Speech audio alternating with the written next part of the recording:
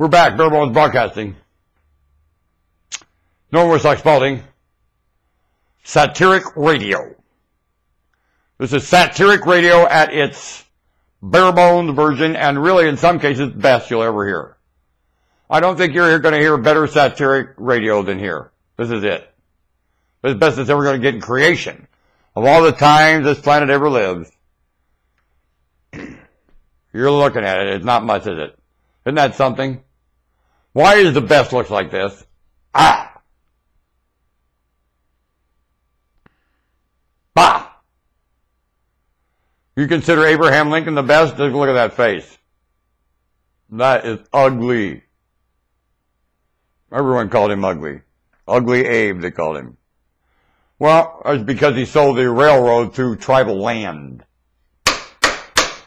What a dumb idea, Abe. You think it was cool to sell the railroad through the center of the continent? Abe did it. Wasn't for Abe, you would not have the railroad run through the center of North America. He sold that. What that means is, he was the lobbyist for the internationalists, and that's all railroad is internationalists. And Abraham Lincoln hired his rear end out to work for the internationalists with the United States government. He was very much a conflict of interest for the internationalists. Jefferson would not have liked him. Jefferson got a little frustrated with the internationalists. Yes, he did. You know why?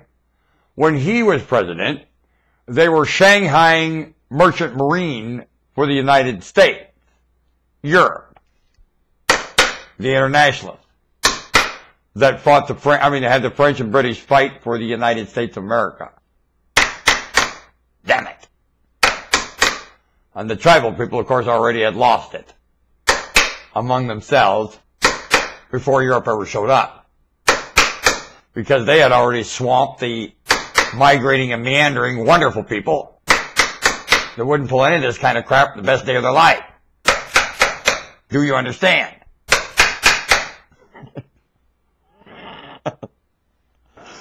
Darn it! You see what happened if I was a judge? In my courtroom, you would be silent. I would review the circumstances of this case. Bam, bam, bam, bam, bam, bam, bam, bam, bam, bam, bam.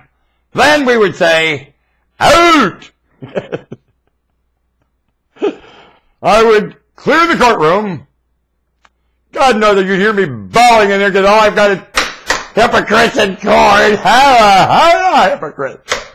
One justice in my courtroom. I want to hold them all in contempt. The jailer said I ain't got room, man. All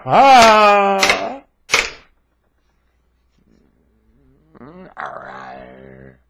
You know, what do you think a judge, you know that dog in Josie Wales? That's the poor judge. Really, and everyone keeps spitting in that judge's face like that dog in the judge. Every time Congress gets out, we're gonna harness the judge. Shut up! Keep talking, Congress. And you know who was up to doing that? The citizen, the weasel, the briber, the one that wants to always sell the judge on a pile of malarkey, goes behind the judge's back to Congress, and then gets this nonprofit with an exaggerated hoo-ha to railroad the bejeebies out of the court. And they go to higher education, and they just maul the judge in court, the United States. How they do? And justice right along with it. And here's what they maul: the truth. Accurate description. The motive for court in the first place. It's not vengeance and grudge by anybody. Do you understand? Out of court, in it. Don't bring your grudge to court. That's not what it's for, punk. Railroading the court in higher education, punk. Using the Bar Association like a puppet. That's not what it's for either. Punky.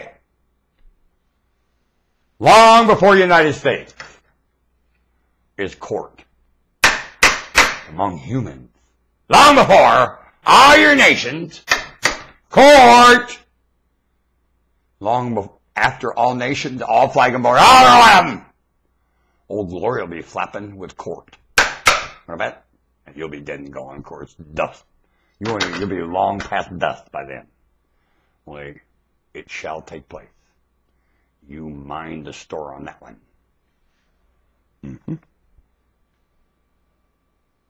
Because I know humanity. More than me! Court shall take place, Saddam. Court shall take place. Right around the corner, quicker than you think.